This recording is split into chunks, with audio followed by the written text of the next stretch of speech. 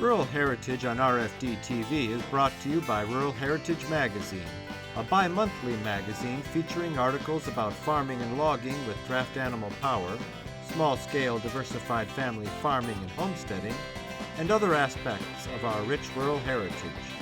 Rural Heritage Magazine, borrowing from yesterday to do the work of today. For subscription information, please call 319-362-3027 or order online at www.ruralheritage.com. Hi, I'm Joe Mishka. Welcome to another episode of Rural Heritage TV. When the park was opened in 1990, the goal of the park was to educate visitors where their food and fiber that make their clothing come from. So this park was dedicated to the agricultural education. And then other parks are dedicated to other things like wilderness or other aspects of history? We do. We have one park that's on the beach, so visitors can visit the beach. We have Penitentiary Glen, where they have a wildlife rehab center, and also, children's outdoor. Everything's hands-on, and it kind of lets the citizens of Lake County and beyond experience. We have a couple of parks that have waterfalls, so yeah, there's kind of something for everyone within the park. We have a dairy we try to keep. We have the 7 major breeds, and what we do is like show the people the different breeds. So everything's pretty much about education. We do ship our milk to a local cheese factory, and they make cheese out of it. Cool. So they come by with the truck and pick it up out of your... Unfortunately, we're the only dairy left in Lake County, yeah. So we have to haul it twice a week in cans. Yeah, okay. Like the old days. Mm-hmm. So we can come back when they're actually milking. Okay. Right now they're just cleaning up. Sure. So what we do, we machine milk twice a day, once before the public comes, and then we do again in the evening. Then throughout the day, we have scheduled programmings where either school groups or visitors come in and they actually can try to hand milk a cow. Cool. So you said the 7 breeds of dairy cattle. That would be Jersey, Holstein, Red Guernsey. Holstein. Yeah, so it would be, so we have the Ayrshire, Guernsey, Red Holstein, Black Holstein, Brown Swiss, and did I say Jersey? Jersey, yeah. So then, we, people can come see the calves. She was just born a couple days ago. So you freshen your own cows here then? We do. Awesome. And we actually raise a lot of our replacement heifers. Yeah, we do. So, for example, her mother was born and raised here. Okay. And if she would have been a he, what would have been? So we have a list of area farmers that purchase our animals from us because we breed sheep, we breed pigs, we breed the cows. So we have a list of buyers that would like to buy from us. Nice. So what's nice about Lake Metroparks, the different parks will work together. So we'll have special needs groups or other fishing groups, so they'll actually come out here and utilize our ponds for fishing programs too. In this impersonal digital age, Mishka Press calendars offer you a personal connection to the events in your life. There's nothing like recording appointments and family events in a paper calendar hanging on your kitchen wall and copying them to next year's calendar in December. Our wall calendars measure 12 inches wide and 19 inches tall, hanging on the wall. They are wire O-bound to hang flat and printed on heavy paper with large date squares. One calendar costs $17.95. Buy 2 for $32 and save. All calendar orders ship free in the USA. To order yours, call 319-362-3027 or visit www.mishka.com. That's 319-362-3027. So this is the barnyard area. We just have different animals and different breeds with signage that kind of explains it. And for the summer, we have an outside contractor that gives pony rides.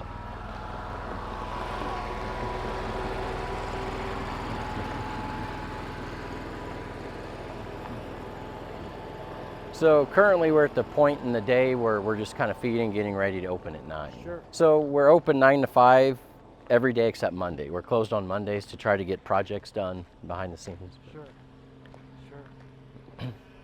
Saturday and Sunday is probably your busiest days during the week for visitors. Yes and no? It is. So once school's out, we get a lot of the mothers, the babysitters, that just want to do something with the children, and they come out. Right.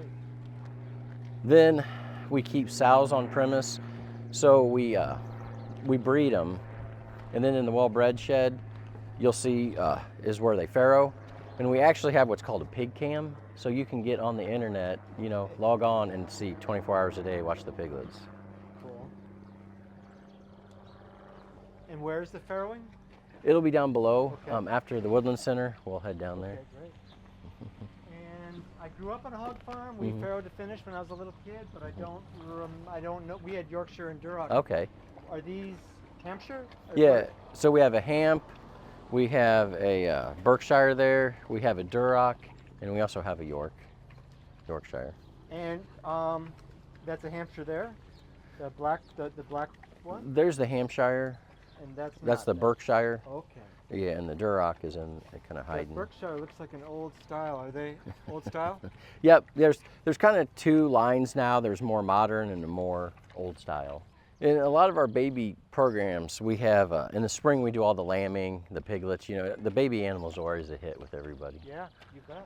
So what's nice, we've done a lot more discussions on what people can do at home. For example, rabbits or backyard chickens. Great. So in the well-bred shed, when we're down there, you will see we do things with rabbits and chickens. Stuff Nice. people could do at home if they'd like. Yeah.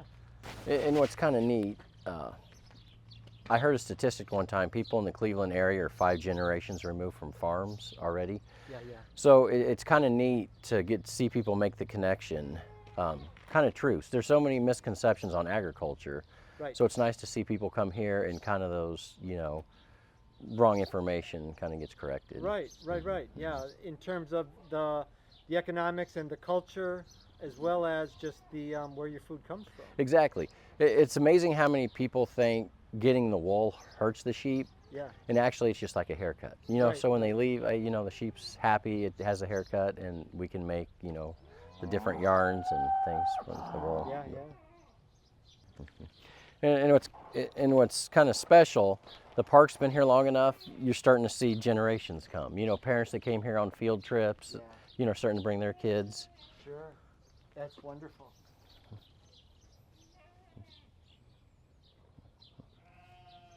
Yeah, then you're going to be watching dads explaining to their kids the stories that they learned when they were kids. Yeah. And it's amazing how many of the parents still remember milking the cow. Yeah. When they were young. But. Well, it's such a tactile thing. It's such a, and the first time you do it, it's pretty cool. It is. And then we also do demonstrations in there on separating, cheese making, so it kind of connects the dots. Right. Do you grow a lot of your forage? We do some hay. We can't grow enough here to really feed our animals. So we do enough round bales that we can get the dairy cows through the winter. Okay. But we have vendors we buy hay from. And you're feeding pretty good hay here, I'm seeing. Do you do any silage for the cattle? No, we don't. It's all dry hay. Nice. Which we have outside nutritionists that come in and help us just to make sure everything stays healthy. Yeah.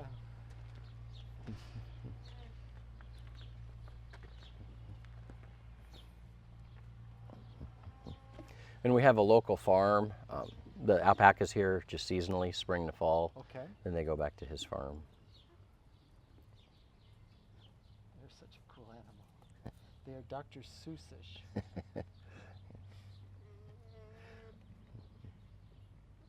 So it's interesting, in the spring we have an event called Lamb Jam.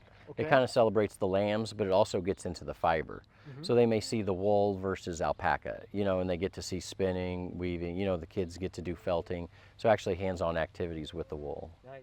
We now have 4 volumes of America's Rural Yesterday books with photos of farm life 100 years ago. Fieldwork has images of horses in the fields working the ground, planting and harvesting the crop. Barn and Farmyard shows farmers putting that crop in the barn, silo, or corn crib and caring for poultry, hogs, cattle, and more. In At Home and in Town, farm families prepare Sunday dinner, relax in the parlor, drive to town by buggy or wagon, and visit the general store. Finally, Early Tractors has over 250 photos of early American tractors like Alice Chalmers, Oliver, John Deere, Farmall, Minneapolis Moline, and many more. These photos are of new tractors back in the day and show how they were configured coming out of the factory. Buy any of these books for $24.95 plus shipping. When you buy 2 or more, the price per book goes down, all the way to $17.49 per book when you buy all 4. To order, just call 1-877-647-2452 or order online at www.ruralheritage.com. That's 877-647-2452. So we're in the sugar house. We are. Welcome. This is the Woodland Center here at Lake Metropark Farmpark. We have a pretty modern maple sugaring operation. If you see here, we have partnered with a couple sugaring companies, but the main thing is we're about education here. And the education is, the great thing about us in Northeast Ohio is we have maple sugaring. You can't do this in Florida, you can't do this anywhere else. So our sugaring season traditionally goes from February and March, but recently it's now going from January to February and kind of ending in March, the beginning of March. And so here we make about 300 gallons a year. That's the target every year, but it takes 40 to 45 gallons of sap to make 1 gallon of maple syrup. So you're boiling off all that water. So it comes out of the tree 2 to 3% sugar. We need it to be 66% sugar. And so we have our evaporator here that does all the boiling, or as I like to call it to the kids, the giant tea kettle.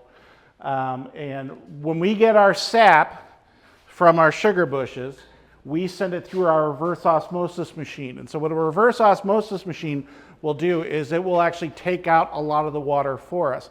So it saves so much time in the boiling process.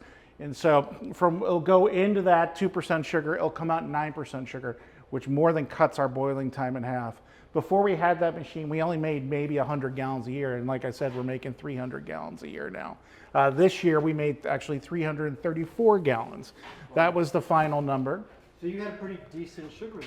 We did okay. Again, because we have this modern equipment and we keep everything clean and we keep it running, it's pretty good. The difference between us and a lot of the other local sugar guys is we use wood. We are a park district, and there's a cup. We're a park district and we have plenty of fallen trees. And so all the trees will be coming here and we cut them up. Or if we run out of wood, we order from a local wood guy. We sell them in this location. We sell it in our gift shop. This year, actually, we still have some in the gift shop, which is a rarity at this time of year. But again, we made more than we normally make. And so it's just a lot of fun. This right here, if you look right here, this is my weather map. So what this is I take a sample of every boil we do. And now the reason why I call it my weather map is because in the beginning of the season, it's colder. You need warm days and cold nights. And so the syrup is real light, it hasn't picked up a bunch of stuff. The sugars haven't changed the start levels. But you can see, looking at this, now if I go back and look at, this is February 21st of this year.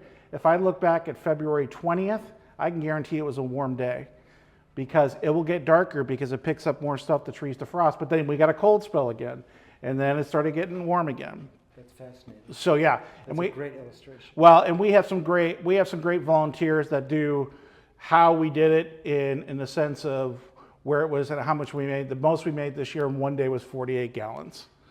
So it's, and most of this is coming in off a pipeline? It's all, 95% of it's pipeline. We do buckets with the public. We bring our horses out. We have a tank, stainless steel tank for the horses. They drag it through. Public will help us either tap the trees and hang the buckets, gather the sap, or from there they'll actually at the end of the season help us do our job and take the buckets down. We got about 200 buckets that we put up every year. Okay. So, but we have 900 trees and 1,100 taps on our line system, and we have a small pump system. It's all clean, and it's really nice, and that's another reason why our yield is so high, because we have this pump system. So it pulls it in using vacuum.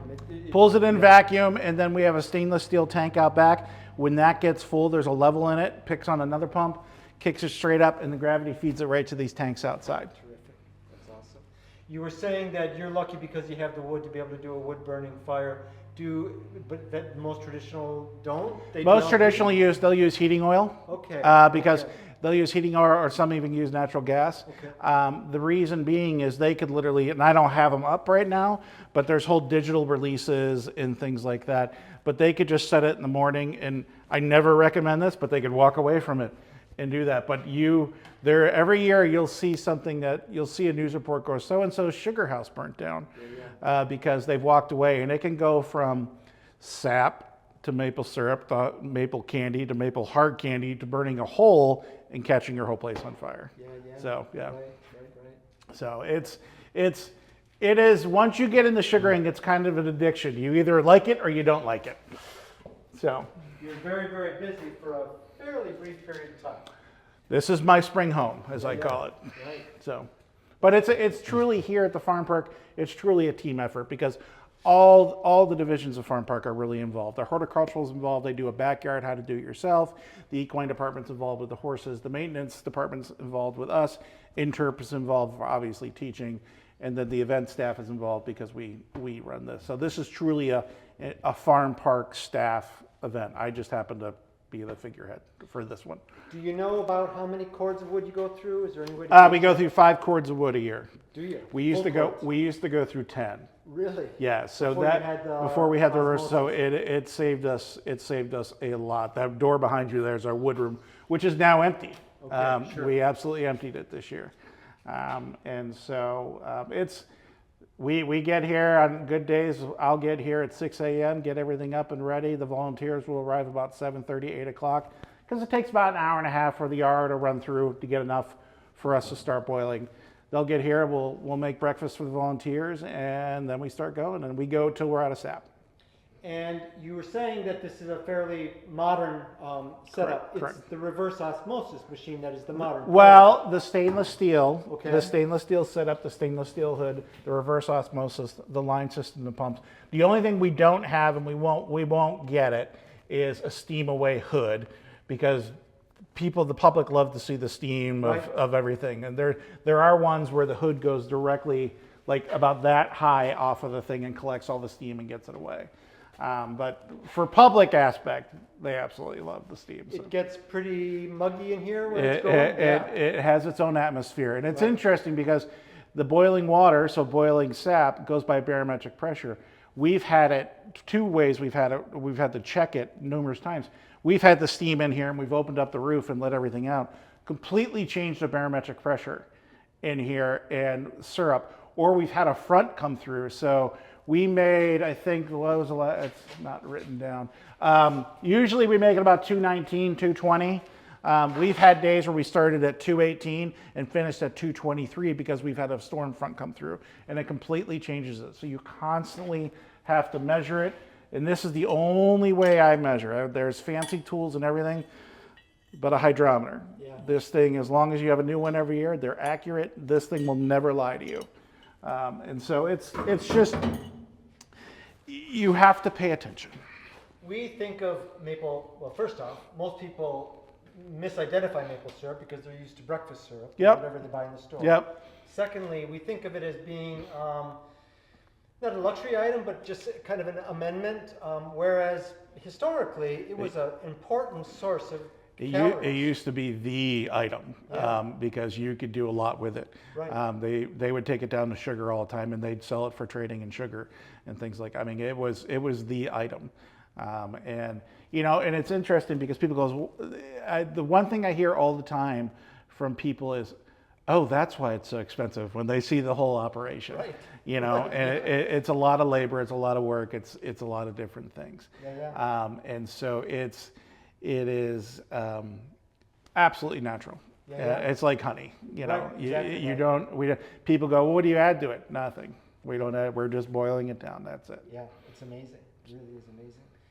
And people who are accustomed to high fructose corn syrup find the flavor of maple syrup maybe not off-putting, but different. At first. Yeah. Once you get a taste for it, though, it's really hard to go back. Well, and the little cookie candies. Once you get a kid to get a little taste of that, look out. I mean, it's always fun to watch a kid go, oh. So, yeah. So this is our hydroponics lab.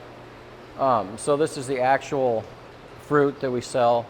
It's kind of neat for people to see things grown in a soilless environment. Right. And it's something we can do year round. Right. Then we show this one. This one is fed off of the fish waste, so it's actually the fish tank. That's a underutilized resource.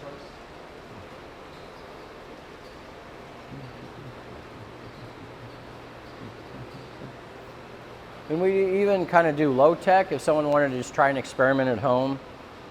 This one is simply just a wick that wicks the nutrients up to the plant.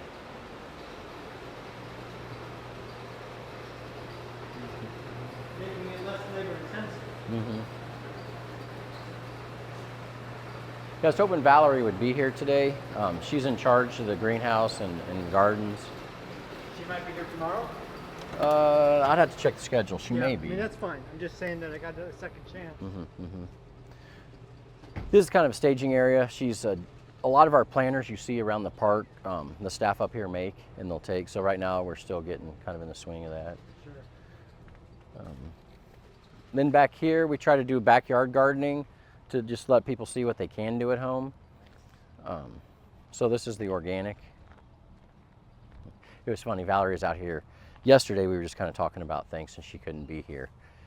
And we were joking, and this is the organic garden, and she's like, I can't believe they sprayed around the fence and it says organic. Yeah, right. I didn't notice that at first, but yeah. Oh well. It's not certified. So something we do, and as we walk around, we'll see, you see the little All-American sign, All-American Selections?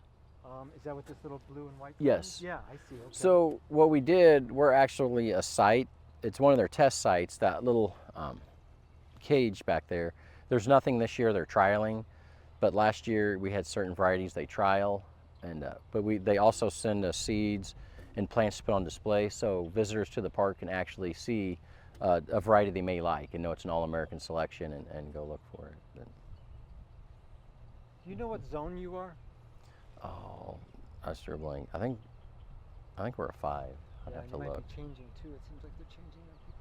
Well, you know what's amazed me? So we lived here 2000 to 2002. Yeah. And then we went to Kansas for a while. We came back in 13. What amazed me is how much the weather had changed. Yeah. So back then when we did hay at home, we were hoping for rain days, you know, because it just seemed like all we did was bale. Right. Now it's just like it's gotten wetter. You know, it's just, yeah, the whole, for some reason it's all changed. Yeah. So a lot of our gardens we're still getting into full swing on things. Of course. So you've got cold frames. We do. So we experiment with different things people can try at home. And it's amazing out where my dad, when he grew up, they were into truck farms. Yeah. And they would utilize a lot of the cold frames. You know, they'd put the raw manure down in the soil above it. As it broke down, it would get that heat for seedlings to grow. Right. Exactly. People were pretty clever back in the day. Yeah, they were. You know, sometimes I think, and I do this at home, but you know, I try to, we're so used to going out and buying something. Right. Instead of saying, hey, what do I have that I can make work functionally? Right. Exactly. So we talked about making our own hay. Yeah. We do the cutting, the raking, the tedding. We get it ready, and then we have a neighbor that comes and route. Since we only do it once a year, it's not really worth us buying a baler. Well, you do one cutting. We do, Yeah. and the reason we do not do 2, we have some large events and we need these waterways for parking. Okay. So that's basically why. Sure.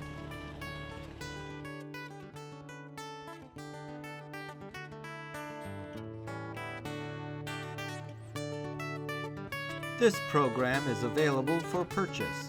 To order your copy, please call 319-362-3027 or visit www.ruralheritage.com. Rural Heritage is a bi-monthly magazine dedicated to draft animal farming and logging, as well as other aspects of our rich rural heritage. It is published by Mishka Press, which also offers a complete line of back-to-the-land books, DVDs, and calendars. Call or write for a catalog or subscription information, or visit our website at www.ruralheritage.com.